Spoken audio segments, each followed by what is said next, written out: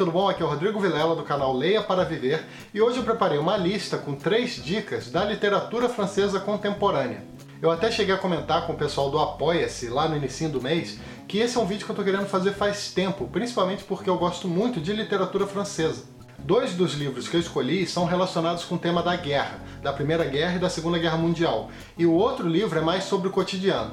Bom, o primeiro livro que eu quero falar aqui hoje com vocês se chama 14, do Jean Ecnoz, publicado pela editora 34, com tradução do Samuel Titan Jr. Esse livro tem 100 e poucas páginas e ele é bem rápido de ler, daria tranquilamente para colocar ele inclusive naquelas listas de livros para ler em um dia. Basicamente temos a história de 5 pessoas, 5 amigos, sendo que 4 deles são homens que foram para a guerra e uma é uma mulher que continuou na cidade aguardando a chegada de alguns deles. Apesar da coisa não ser muito clara, a impressão que me dá é que o protagonista desse livro é um jovem, um desses homens que foi para a guerra, um jovem chamado Antime.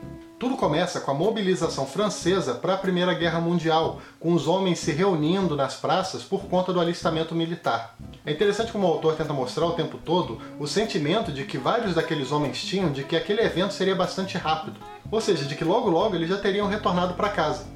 Isso, claro, não passava de uma grande ilusão, já que essa guerra durou mais ou menos 4 anos. Falando em números, o título 14 faz referência ao ano de 1914, que é o ano que começou a Primeira Guerra Mundial. Logo no início da leitura temos o Antime e seus amigos se reunindo para pegar os uniformes e dá para sentir um grande clima de empolgação ali. A própria marcha de despedida para muitos deles era como se fosse um desfile, uma festa com várias pessoas aplaudindo.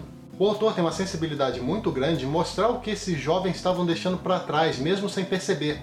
As mulheres que eles gostavam, a família, as crianças, o trabalho, a vida pacata, são apenas alguns exemplos de coisas que o autor tenta nos mostrar em paralelo, junto com a narrativa do dia a dia na guerra. Ou seja, num momento acompanhamos toda a brutalidade do conflito nas trincheiras, e num outro momento acompanhamos o dia a dia nas cidades vazias. Existe um foco maior também nessa história para a jovem que eu falei anteriormente, inclusive, uma moça chamada Blanche, que era de família rica. Ela tem muita importância para essa história, já que o destino de alguns personagens tem total relação com ela. Em linhas gerais, o objetivo desse livro, ao que parece, é nos mostrar como a guerra pode mudar drasticamente as nossas vidas e nos levar para caminhos extremamente inesperados. Esse livro é realmente muito bom, ele fala da guerra de uma forma um pouco diferente, saindo dos clichês. Vale muito a pena conferir se você tem interesse nesse assunto. O próximo livro da lista se chama Ronda da Noite, do Patrick Modiano, ganhador do Nobel de Literatura em 2014. Esse livro foi publicado pela editora Rocco com tradução do Herbert Daniel. Essa obra do Modiano é bem interessante e até um pouco desafiadora, principalmente na primeira metade. A história é completamente diferente, mas a forma como ela foi escrita me lembra um pouco O Sonho e a Fúria do Faulkner. Isso porque o autor trabalha muito aquela coisa do fluxo de consciência, deixando você um pouco perdido, sem saber de fato o que está acontecendo. O livro também mistura muito o presente e o passado sem uma ordem muito definida. Só que a questão é que as coisas vão se esclarecendo e muitas vezes de forma surpreendente. Você pensava que era uma coisa e na verdade era outra. Bom, esse livro fala sobre um homem que não sabemos o nome, mas que é uma espécie de agente duplo. Na França ocupada pela Alemanha durante a Segunda Guerra Mundial, esse personagem funciona como uma espécie de espião tanto para a resistência quanto para a Gestapo francesa. Ou seja, o papel dele era levar informações de um lado para o outro, só que no caso ele prejudicava os dois lados. É até mais correto pensar nele como um agente triplo, isso porque ele não trabalhava para ninguém de certa forma, ele se preocupava mais com seus próprios interesses. Ele mesmo demonstra o seu grande egoísmo toda hora, é como se ele tentasse sobreviver por um lado e também se distrair por outro lado com essas traições. É importante perceber que naquele tempo, naqueles anos, Paris estava um grande caos. A polícia, por exemplo, podia invadir qualquer lugar sem ter que esclarecer nada. Os bandidos tinham muito mais poder nessa época do que anteriormente. A cidade estava muito mais perigosa do que antes. Isso, claro, era um ambiente extremamente propício, tanto para traições quanto para pessoas que gostam de tirar proveito das coisas.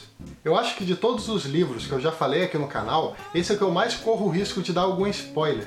Isso porque a ideia do autor, desde a primeira página, é fazer você descobrir o que está acontecendo aos poucos, de forma que se eu falar muita coisa por aqui, eu vou acabar estragando a leitura para você. Além disso, se você é daqueles que desiste da leitura muito rapidamente, talvez essa obra do Modiano não seja a melhor opção para começar. As primeiras 30, 40 ou até 50 páginas te deixam realmente confuso, sem saber exatamente o que está acontecendo no meio daquele mar de situações aleatórias, de personagens que você nunca ouviu falar. Mas se você for insistindo, o livro começa a se tornar até uma leitura bem tranquila, as coisas vão se explicando, você começa a entender o que não entendia antes. Eu achei essa obra aqui genial, sinceramente, achei um livro muito legal mesmo. Além disso, o livro tem bastante humor, o que torna a leitura bem leve, mesmo falando de um tema até um pouco pesado. Bom, o último livro da lista se chama A Libélula dos Seus 8 Anos, do Martin Page. Esse livro, no caso, foi publicado também pela editora Rocco, com tradução do Bernardo Azenberg.